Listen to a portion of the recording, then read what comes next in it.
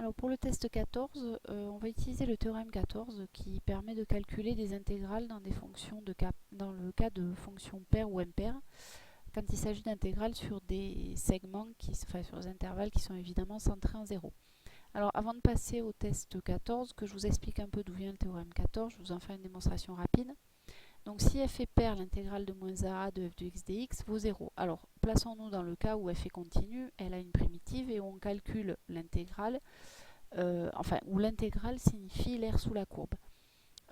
L'aire de moins a, c'est l'aire de toute la partie avec un signe. Alors évidemment c'est une aire signée, c'est-à-dire sur cette partie-là c'est une aire négative, sur cette partie-là c'est une aire positive. Enfin une aire négative, c'est l'opposé de l'aire. Et ici c'est une aire... bon. On voit bien que puisque ma fonction est impaire, ces deux parties, ces deux aires se compensent. Les aires de ces deux domaines sont identiques, sont égales. Par contre, ici, mon aire, elle va être positive, mon aire algébrique, si vous voulez, et ici, ça va être une aire négative, parce qu'elle est située en dessous de l'axe abscisse. Et donc, on va additionner cette aire qui est entre guillemets négative. Alors, je sais bien, une aire négative, ça ne le fait pas, mais c'est vraiment dans le sens en dessous de l'axe abscisse. Avec cette aire-là, ça va se compenser. Donc, l'aire totale, elle va être nulle. Si par contre, je prends une fonction paire, comme celle-là par exemple, qui ressemble plus ou moins à une loi normale, et ben l'aire qui est ici entre 0 et a et l'aire qui est ici entre moins a et 0, c'est la même. Donc l'aire de moins a, je peux très bien dire que c'est 2 fois l'aire de 0 à a. Voilà. Et donc l'aire totale, c'est le double de cette aire-là. Alors si maintenant je fais une démonstration un peu correcte, et bien dans ce cas-là, elle est intéressante à faire parce que ça utilise le changement de variable justement.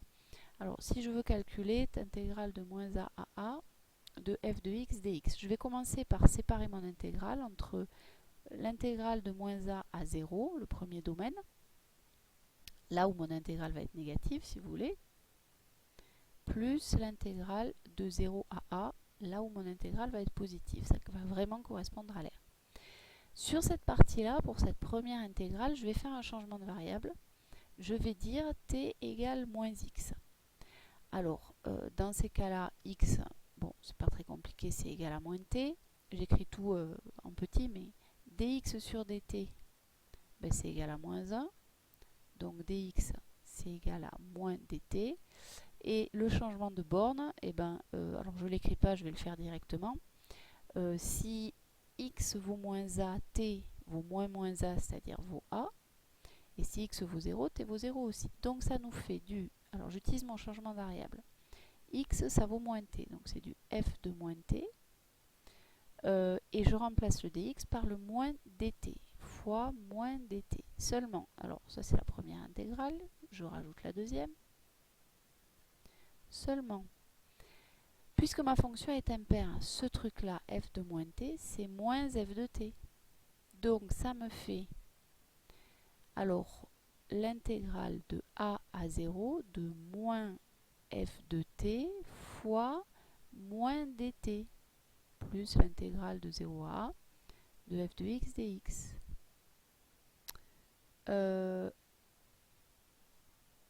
C'est-à-dire, moins par moins ici, ça fait plus. Ça me fait bien l'intégrale de a à 0 de f de t dt, plus l'intégrale de 0 à a de f de x dx. Aïe, je ne vais pas arriver à tout faire entrer. Et ça, bon, je l'écris ici.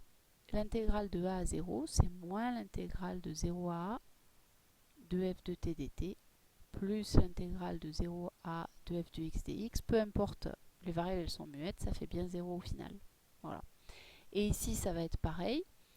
Si je décompose en deux l'intégrale de moins a à 0 plus l'intégrale de 0 à a de f de x dx, je vais ici aussi poser mon changement de variable t égale moins x. Je fais le même, donc je peux reprendre ça.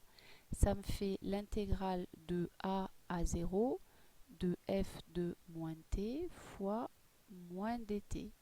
Et comme ici ma fonction est paire, ça c'est pareil que f de t. Donc je vais me retrouver, alors j'oublie l'autre intégrale. Ici je vais me retrouver avec du moins intégrale de a à 0 de f de t dt, plus l'intégrale de 0 à a de f de t dt, enfin de f de x dx.